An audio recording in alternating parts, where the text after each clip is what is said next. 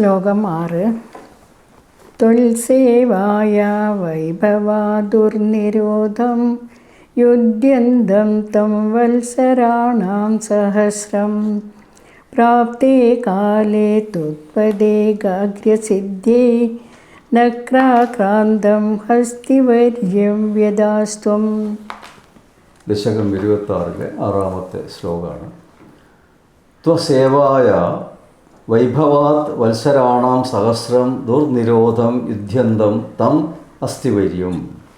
ഭഗവാനോടുള്ള ഭക്തിയുടെ മഹാത്മ്യത്താൽ 1000 വർഷം വിട്ടുവീഴ്ചയില്ലാതെ പ്രതിരോധിച്ചു നിന്ന ഗജേന്ദ്രനെ ത്വത്പാദേകാഗ്രേ സിദ്ധ്യൈ കാലേ പ്രാപ്തേ സതി, അങ്ങയുടെ പാദങ്ങളിൽ മനസ്സിനെ ഏകാഗ്രമാക്കുവാനുള്ള കഴിവ് ലഭ്യമാക്കാനുള്ള സമയമായപ്പോൾ ത്വം നക്രാക്രാന്തം വ്യഥ, അങ്ങ് മുതലയാൽ കീഴടങ്ങുന്നവനാക്കി ഗജേന്ദ്രൻ. ഇവിടെ ഇന്ദ്രദ്യുമ്ന മഹാരാജാവ് ഭഗവത് ഭക്തനാണ്. സദാസമയവും വിഷ്ണുവിനെ തന്നെ ധ്യാനിച്ചിരിക്കുന്ന ഒരു ഭക്തനാണ്. അപ്പോൾ ആ ഭക്തിയുടെ ഇതുണ്ടല്ലോ, എന്താ പറയുക, ഫലം അത് അനുഭവിക്കുക തന്നെ വേണം. അത്തരം സന്ദർഭങ്ങളിൽ ദൈവത്തിൻ്റെ ആനുകൂല്യങ്ങൾ ലഭ്യമാകും എന്നുള്ളതിൻ്റെ ഒരു ദൃശ്യാവിഷ്കാരവും കൂടിയാണ് ഈ ഗജേന്ദ്രമോക്ഷം എന്ന് നമുക്ക് പറയാൻ സാധിക്കും എന്നുള്ളതാണ്. ഇന്ദ്രദ്യുമ്ന മഹാരാജാവിൻ്റെ ഭഗവാനോടുള്ള ഭക്തിയുടെ മഹത്വത്താൽ 1000 വർഷം ആരാലും പരാജിതനാവാതെ പ്രതിസന്ധികളെ വിജയകരമായി തരണം ചെയ്യും. തൻ്റെ കാലിൽ പിടിച്ച മുതലയുടെ കടി വെടിവിക്കാൻ വളരെയധികം ശ്രമിക്കുന്നുണ്ട്. 1000 വർഷം എടുത്തു എന്നാണ് പറയുന്നത്. മുതല കടി മുറുക്കുകയാണ്, അത്രയും ശക്തിയാണ് അതിൻ്റെ പല്ലിന്. പക്ഷെ അത് തരണം ചെയ്യാൻ ഈ വിഷമഘട്ടത്തിൽ ഭഗവാന്റെ തുണയുണ്ടായി. അതാണല്ലോ 1000 വർഷം അത് പ്രതിരോധിക്കാൻ സാധിച്ചത്. ആ സുഹൃതം അവസാനിച്ചപ്പോൾ വീണ്ടും ഭഗവാന്റെ തൃപ്പാദങ്ങളിൽ മനസ്സിനെ ഏകാഗ്രമാക്കുവാനുള്ള സിദ്ധിക്ക് വേണ്ടി പരിശ്രമിക്കുവാൻ സമയമായപ്പോൾ ഭഗവാൻ തന്നെ മുതലയുടെ ആക്രമണത്തിന് ഗജേന്ദ്രനെ വിധേയനായി. അത് നേരത്തെ അദ്ദേഹം ഒരുപാട് സൽഗുണങ്ങൾ ചെയ്തു. അതിൻ്റെ ഫലം അനുഭവിച്ചുകൊണ്ട് ഇരിക്കുമ്പോഴാണ് ആ സുഹൃതം തീരാനുള്ളൊരു അവസരമായി. പുണ്യം അനുഭവിച്ചു മുറക്ക് തീരുമല്ലോ, അത് അക്കൗണ്ടിൽ ഇങ്ങനെ കുറഞ്ഞുകൊണ്ട് വരും. ഇതിവിടെ തീരാറായെന്ന് പറഞ്ഞപ്പോഴാണ് ഭഗവാൻ ഇങ്ങനൊരു ശാപം കൊടുത്തു ഈ മഹർഷിയെ കൊണ്ട്. എന്നിട്ട് ആ ദുരിതങ്ങൾ അനുഭവിപ്പിക്കുമ്പോഴൊക്കെ തന്നെ പ്രാർത്ഥിക്കുന്നുണ്ടോ എന്നുള്ളത് പരീക്ഷിക്കാനും അങ്ങനെ പ്രാർത്ഥിക്കുമ്പോൾ ഉണ്ടാകുന്ന ആ പുണ്യഫലം പിന്നീട് അതിൽ നിന്ന് രക്ഷപ്പെടുത്താനുള്ളൊരു ഉപായമായി ഭഗവാൻ സ്വീകരിക്കുന്നതാണ്. വളരെ ശ്രദ്ധിക്കേണ്ട ഒരു കാര്യമാണ്. അപ്പോൾ നമ്മൾ പഴയ ജന്മം പൂർവ്വജന്മത്തിലൊക്കെ ചെയ്ത് പുണ്യം ഉണ്ടല്ലോ, അതുകൊണ്ട് സുഖമായിട്ട് നമ്മളിപ്പോൾ കഴിയുന്നുണ്ടാവും. പക്ഷെ അത് തീരും. ഏത് പ്രായത്തിലേ തീരാന്ന് പറയാൻ പറ്റില്ല. പക്ഷെ ഭഗവാൻ അറിയാം അത് തീരാറായി, ഇനിയൊരു സുഖം കിട്ടില്ല ഇന്ദ്രദ്യുമ്നൻ്റെ ഭക്തൻ. അപ്പം അതുകൊണ്ട് ഇവിടെ ഒരു ബുദ്ധിമുട്ട് കൊടുക്കണം, ഇവിടെ ഒരു ദുരിതം കൊടുക്കണം. അങ്ങനെ വരുമ്പോഴാണ് മനുഷ്യൻ കൂടുതലായിട്ട് ഭക്തിയിലേക്ക് പോവുക. ആ സമയത്ത് ഈശ്വരനല്ലാതെ വേറെ ഒന്നും ചിന്തിക്കില്ല. ഇപ്പോൾ ഒരു മുട്ടുവേദന വരുമ്പോൾ ദൈവമേനേ വിളിക്കുള്ളൂ. വേറെ എന്തെങ്കിലും തോന്നും ആ സമയത്ത്? നല്ലൊരു മസാല ദോശ തിന്നണം തോന്നുമോ? ഇല്ല. അല്ലെ വേറെ എന്തെങ്കിലും ചെയ്യണം തോന്നുമോ? ആ വേദന സഹിക്കാൻ വയ്യാതെ അപ്പോൾ ദൈവത്തെ വിളിച്ചുകൊണ്ടേയിരിക്കും. അപ്പോൾ ആ ഏകാഗ്രത ഭക്തന് കൊടുത്തുകൊണ്ട് വീണ്ടും സുഹൃതം നേടിയെടുക്കാനുള്ളൊരു ഉപായമല്ലേ അങ്ങ് ചെയ്തിരിക്കുന്നത്. ഈ ഗജേന്ദ്രൻ ആയ ശാപം നേടിയതും ഈ മുതല ഘടിപ്പിച്ചതൊക്കെ ഇതൊക്കെ ആ ഒരു സുഹൃതം വീണ്ടും ഉണ്ടാക്കാൻ വേണ്ടിയുള്ള ഒരു സന്ദർഭം അങ്ങ് സൃഷ്ടിക്കുകയല്ലേ ചെയ്തത് എന്ന് ചോദിക്കുക. ശ്ലോകം 7. ആർത്തിവ്യക്ത പ്രാർത്ഥന ജ്ഞാനഭക്തി ശുണ്ഠോക്ഷിപ്തേ പുണ്ടരീകൈ സമർച്ചൻ പൂർവാഭ്യസ്തം നിർവിശേഷാത്മനിഷ്ഠം സ്തോത്രശ്രേഷ്ഠം സോന്നുഗാദീത് പരാത്മൻ. ഹേ പരാത്മൻ, ആർത്തി വ്യക്ത പ്രാർത്ഥന ജ്ഞാന ഭക്തി സഹ. പരമാത്മാവായ ഗുരുവായൂരപ്പ, വേദന വർദ്ധിച്ചപ്പോൾ പൂർവജന്മാർജിതമായ ജ്ഞാനഭക്തിയുടെ വാസനാബലത്താൽ ഗജേന്ദ്രൻ ശുണ്ഠോക്ഷിപ്തൈ പുണ്ടരീകൈ സമർച്ചൻ, താമരപ്പൂക്കൾ പറിച്ച് തുമ്പിക്കൈ കൊണ്ട് ഏന്തിപ്പിടിച്ച് ഭഗവാനെ അർച്ചിച്ച് പൂർവാഭ്യസ്തം നിർവിശേഷാൽപനിഷ്ഠം സ്തോത്രശ്രേഷ്ഠം അന്വഗാദീത്.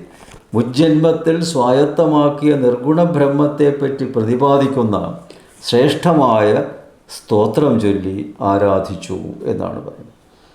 പൂർവ്വജന്മത്തിൽ നമ്മൾ ചെയ്തതായ കർമ്മം അതൊരു വാസന ഉണ്ടാവും. ആ വാസനാബലത്താലാണ് ഈ ജന്മത്തിൽ പലതും നമ്മൾ ചെയ്യാൻ തോന്നുന്നത്. നമുക്കത് ചെയ്യണം എന്ന് തോന്നുന്നൊക്കെ പൂർവ്വജന്മത്തിൻ്റെ വാസനാബലം കൊണ്ടാണ്. ടെൻഡൻസി എന്ന് പറയുന്നത് വാസന.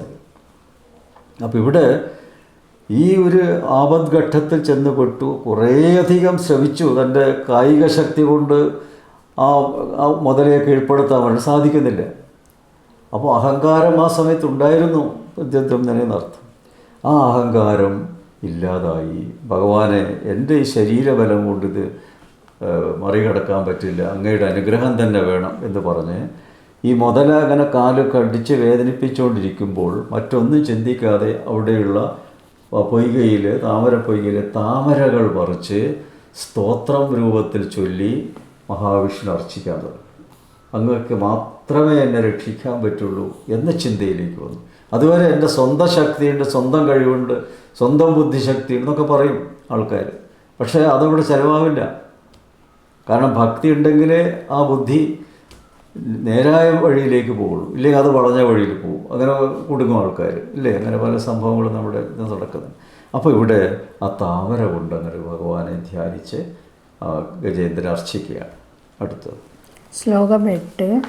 ശ്രുത്വാ സ്തോത്രം നിർഗുണസ്ഥം സമസ്തം ബ്രഹ്മേശാധീനാഹമിത്യപ്രയാദേ സർവാത്മാ ത്വം ഭൂരികാരുണ്യവേഗ താക്ഷ്യാരൂഢ പ്രേക്ഷിതോ ഭൂപുരസ്താദ്. നിർഗുണസ്ഥം സ്തോത്രം സമസ്തം ശ്രുത്വ. നിർഗുണബ്രഹ്മ സൂചകമായ സ്തോത്രം ശ്രവിച്ച് ബ്രഹ്മേശാദി അഹംന ഇതി അപ്രയാതേ. ബ്രഹ്മാവ്, ശിവൻ, ദേവന്മാർ തങ്ങളെ ഉദ്ദേശിച്ചല്ല സ്തോത്രം ചൊല്ലുന്നത് എന്ന അർത്ഥത്തിൽ ഞാനല്ല എന്നിങ്ങനെ ചിന്തിച്ച് ഗജേന്ദ്രൻ്റെ സമീപത്തേക്ക് പോകാതിരുന്നപ്പോൾ സർവാത്മാ ത്വം ഭൂരി കാരുണ്യവേഗ താക്ഷാരൂഢ പുരസ്താദ് പ്രേക്ഷിത അഭൂ. സർവാത്മാവായ ഗുരുവായൂരപ്പ, അങ്ങ് ദയയുടെ ആധിക്യം കാരണം ഗരുഡാരൂഢനായി ഗജേന്ദ്രൻ്റെ മുമ്പിൽ പ്രത്യക്ഷപ്പെട്ടു. ഗജേന്ദ്രൻ നിർഗുണബ്രഹ്മത്തെയാണ് ധ്യാനിച്ചു കൊണ്ടിരിക്കുന്നത്. അപ്പോൾ നിർഗുണബ്രഹ്മം എന്ന് പറഞ്ഞാൽ രൂപമില്ലാത്ത ആ പരമാത്മാവിനെയാണ് ധ്യാനിക്കുന്നത്. അതുകൊണ്ട് എന്തുണ്ടായി? ഈ വിഷമസന്ധിയിൽ ബ്രഹ്മാവോ ശിവനോ മറ്റുള്ള ദേവന്മാരോ ഒന്നും അദ്ദേഹത്തിൻ്റെ സഹായത്തിനെത്തിയില്ല. കാരണം ആ സഗുണമായ നിർഗുണമായ പരമാത്മാവുണ്ടല്ലോ രക്ഷിക്കാൻ. ആ പരമാത്മാവാണല്ലോ ബ്രഹ്മാവിനെയും ശിവനെയും ഒക്കെ തന്നെ രക്ഷിക്കുന്നത്. അപ്പോൾ അദ്ദേഹം ഇടപെടും എന്ന് വിചാരിച്ചവർ കാത്തിരുന്നു എന്നാണ് പറയുന്നത്. അപ്പോൾ അവിടെ എന്തുണ്ടായെന്ന് ചോദിച്ചാൽ മഹാവിഷ്ണു ഗുരുവായൂരപ്പ, നേരെ ഗുരുവായൂരപ്പ നോക്കിയിട്ടാണല്ലോ ഇതൊക്കെ എഴുതുന്നത്. ഗുരുവായൂരപ്പ, അങ്ങ് ഭക്തനോടുള്ള ദയ എങ്ങനെയാണ് കാണിച്ചത്? ഉടനെ തന്നെ മറ്റാരും ഇടപെടാതെ മറ്റ് ദേവന്മാരൊന്നും ഇടപെടുന്നില്ല എന്ന് കണ്ടപ്പോൾ അങ്ങയുടെ വാഹനമായ ഗരുഡൻ്റെ പുറത്ത് കയറി അതിവേഗത്തിൽ ഗജേന്ദ്രൻ്റെ മുമ്പിലെത്തി എന്നാണ്. അടുത്തത് വായിച്ചു. ശ്ലോകം 9. ഹസ്തീന്ദ്രം തം ഹസ്തപത്മേന ധൃത്വാ ചക്രേണ ത്വം നക്രവര്യം വ്യധാരി ഗന്ധർവേസ്മിൻ മുക്തശാപേ സഹസ്തി തുൽസാരൂപ്യം പ്രാപ്യതേ ദീപ്യതേ സ്മ. ത്വാ തം ഹസ്തീന്ദ്രം ഹസ്തപത്മേന ധൃത്വ. അങ്ങ് ഗജേന്ദ്രനെ തൃക്കൈ കൊണ്ട് മോചിപ്പിച്ച് ചക്രേണ നക്രവീര്യം വ്യധാരി, ചക്രം കൊണ്ട് മുതലയെ പിളർന്നു. അസ്മിൻ ഗന്ധർവേ മുക്തശാപേ, ആ ഗന്ധർവൻ ഊഹു ശാപത്തിൽ നിന്ന് മോചിതനായി. സഹ അസ്തി ത്വൽസ്വാരൂപ്യം പ്രാപ്യ വേദീപ്യതേ സ്മ. ഗജേന്ദ്രനാകട്ടെ ഭഗവാന് സമാനമായ ദിവ്യരൂപം പ്രാപിച്ച് പ്രശോഭിതനായി എന്നാണ് പറയുന്നത്. ഇവിടെ ഭഗവാൻ തൻ്റെ സാന്നിധ്യത്തിൽ 2 പ്രധാന കാര്യങ്ങൾ ചെയ്തു എന്നാണ് പറയുന്നത്. ഗരുഡൻ്റെ പുറത്ത് കയറി അവിടെ എത്തി. ഭാഗവത്തിൽ പറയുന്നുണ്ട്, ഗരുഡന് വേഗത പോരാ, എൻ്റെ ഭക്തൻ വളരെയധികം വേദന അനുഭവിച്ചുകൊണ്ടിരിക്കുകയാണ്. തത്സമയം ഉടനെ തന്നെ അവിടെ എത്തണമെന്ന് വിചാരിച്ച് ഗരുഡനിൽ നിന്ന് ഇറങ്ങി ഭഗവാന്റെ ആ പ്രത്യേക ശക്തിയാൽ അവിടെ എത്തിച്ചേർന്നു എന്നാണ് പറയുന്നത്. എന്നിട്ട് എന്ത് ചെയ്തു? ഗരുഡാരൂഢനായ മഹാവിഷ്ണു ഗരുഡൻ്റെ പുറത്ത് നിന്നിറങ്ങി തടാകത്തിൽ ഇറങ്ങിച്ചെന്ന് ആനയുടെ തുമ്പിക്കൈ പിടിച്ച് തടാകത്തിന് പുറത്തേക്ക് കൊണ്ടുവന്നു. കൂടെ കടിവിടാതെ മുതലയും, രണ്ടുപേരെയും, ആനയെയും കടിച്ചു കൊണ്ട് നിൽക്കുന്ന മുതലയെയും വെള്ളത്തിൽ നിന്ന് പുറത്തേക്ക് കൊണ്ടുവന്നു. തടാകത്തിൽ നിന്ന് ആനയോടൊപ്പം പുറത്തേക്ക് വന്നു. ഭഗവാനൻ ഉടനെ തൻ്റെ സുദർശന ചക്രം പ്രയോഗിച്ച് മുതലയെ പിളർന്ന് ഗജേന്ദ്രൻ്റെ കാലിനെ മുക്തമാക്കി. അപ്പോൾ ഇവിടെ ആ ഹൂഹു എന്ന് പറയുന്ന ഗന്ധർവനും ശാപമോക്ഷം കൊടുക്കേണ്ടതുണ്ട്. അപ്പോൾ അത് ആദ്യ കർമ്മം നിർവഹിച്ചു. ആ മുതലയെ കൊന്നു, വിഷ്ണു സാരൂപ്യം കൊടുത്തു. പിന്നീടാണ് ആനയുടെ ഗജേന്ദ്രൻ്റെ ആ വിഷമങ്ങളില്ലാതാക്കിക്കൊണ്ട് ഗജേന്ദ്രനെ സമാധാനിപ്പിക്കുന്നു. മാത്രമല്ല ഗജേന്ദ്രൻ ഭഗവാന് സമാനമായ രൂപം പ്രാപിച്ച് വൈകുണ്ഠലോകത്തേക്ക് പോയി. ഇവിടെ ഹൂഹു എന്ന് പറയുന്ന ഗന്ധർവനും വൈകുണ്ഠലോകത്തേക്ക് പോയി. ഗജേന്ദ്രനായ ഇന്ദ്രദ്യുമ്ന മഹാരാജാവും വൈകുണ്ഠത്തിലേക്ക് പോയി. അങ്ങനെ ഭഗവാന്റെ രൂപത്തോടുകൂടി വൈകുണ്ഠത്തിൽ അവർ താമസിച്ചു എന്നാണ് പറയുന്നത്. അപ്പോൾ ഈ അഹങ്കാരമാണ് മനുഷ്യനെ എപ്പോഴും വിഷമത്തിലേക്ക് നയിക്കുന്നത്. അതുകൊണ്ടാണ് അഹങ്കാരം വരാതിരിക്കാനും എപ്പോഴും ഭഗവാനെ തന്നെ പ്രാർത്ഥിച്ചു കൊണ്ടിരിക്കാനും, അങ്ങനെ ചെയ്യുമ്പോൾ ഭഗവാന്റെ ശ്രദ്ധ എപ്പോഴും നമ്മുടെ നേരെ ഉണ്ടാവും. അല്ലാതെ രാവിലെ 7 മണിക്ക് ഒരു 5 മിനിറ്റ് വിളക്ക് കൊളുത്തി പ്രാർത്ഥിച്ചുകൊണ്ടെന്ന കാര്യമില്ല. ചിലർ വൈകുന്നേരം 5 മിനിറ്റ് ആർക്കോ വേണ്ടി നടത്തിരും. ഭഗവാൻ അവിടെ വരികയില്ല, യാതൊരു സംശയമില്ല. നമ്മൾ ഓരോ കർമ്മങ്ങൾ ചെയ്യുമ്പോഴും, ഭക്ഷണം പാചകം ചെയ്യുമ്പോഴും, ഭക്ഷണം കഴിക്കുമ്പോഴും, വണ്ടി ഓടിക്കുമ്പോഴും, ഓഫീസ് വർക്ക് ചെയ്യുമ്പോഴൊക്കെ ധ്യാനിക്കാമല്ലോ. അപ്പോഴൊക്കെ ഉണ്ടല്ലോ നമ്മുടെ ഉള്ളിൽ. ആ സമയത്ത് ഓരോ കാര്യം ചെയ്യുമ്പോഴും ചെയ്ത് നാരായണ നമശിവായ എന്താണോ നമുക്ക് ഇഷ്ടപ്പെട്ട ദേവതയുടെ മന്ത്രം അത് ചൊല്ലാം. അതൊക്കെ അവിടെ ആ ഭഗവാന്റെ പാദത്തിൽ പോയി ലയിക്കുകയാണ്. അപ്പോൾ ഭക്തി ഉള്ളവരുടെ കൂടെ അത് ഭഗവാൻ ഉറപ്പ് നൽകുന്നുണ്ടല്ലോ. ഭക്തന്മാരുടെ കൂടെ ഞാൻ എന്നും ഉണ്ടായിരിക്കും, എൻ്റെ ഭക്തനെ ആർക്കും നശിപ്പിക്കാൻ പറ്റില്ല എന്ന് പ്രത്യേകം പറയുന്നുണ്ട്. അർജുന, ഒരിക്കലും എന്നെ നിരന്തരമായി ഭക്തി സമർപ്പിക്കുന്നവരെ ഞാൻ ആപത്തിൽ നിന്ന് രക്ഷിക്കും എന്നുള്ള ഉറപ്പ് ഭഗവത്ഗീതയിൽ ഭഗവാൻ നൽകിയിട്ടുണ്ട്. അത് ഭക്തന്മാർ മനസ്സിലാക്കേണ്ട ഒരു കാര്യമാണ്. അടുത്തത് ശ്ലോകം 10. ഏതദ്വത്വം ത്വാം ച മാം ച പ്രഗേയോ ഗായേത് സ്വയം ഭൂയസേ ശ്രേയസേ സ്യാത് ഇത്യുക്ത്വേനം തേന സാർദ്ധം ഗതസ്ത്വം ധിഷ്ണ്യം വിഷ്ണോ പാഹി വാതാലയേശ.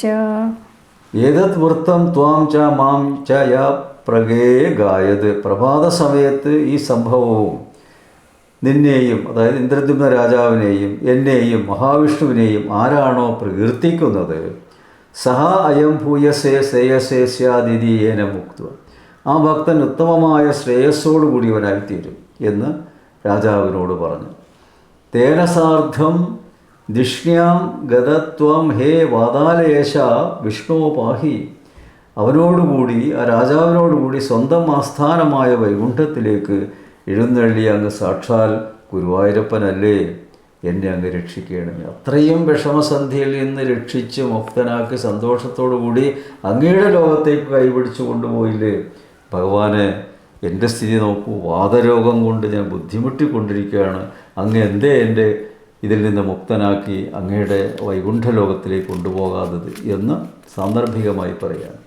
ഭക്തന്മാരെ സംബന്ധിച്ചിടത്തോളം ഭാഗവതത്തിൽ അഷ്ടമസ്കന്ധത്തിൽ പ്രസ്താവിച്ച ഗജേന്ദ്രമോക്ഷം ഒരു വഴികാട്ടിയാണ്. എന്തിനാണ് ഭക്തന് വിഷമം നൽകുന്നതെന്നും വിഷമത്തിൽ നിന്ന് എങ്ങനെയാണ് ഭക്തനെ രക്ഷിക്കുന്നതെന്നും അതിനുശേഷം ആഗ്രഹസാഫല്യവും മോക്ഷവും നൽകുന്ന രീതിയും ഗജേന്ദ്ര മോക്ഷത്തിൽ നിന്ന് മനസ്സിലാക്കുവാൻ സാധിക്കും. അതുകൊണ്ട് എല്ലാ പ്രഭാതങ്ങളിലും ഗജേന്ദ്രമോക്ഷ സംഭവവും ഇന്ദ്രദ്യുമ്ന മഹാരാജാവിനെയും മഹാവിഷ്ണുവിനെയും ആരാണോ പ്രകീർത്തിക്കുന്നത് ആ ഭക്തൻ ഉത്തമമായ ശ്രേയസ്സോടുകൂടിയവനായി തീരും എന്ന് സങ്കല്പിച്ചുകൊണ്ട് ഇവിടെ അവസാനിപ്പിക്കുക. നമസ്തേ.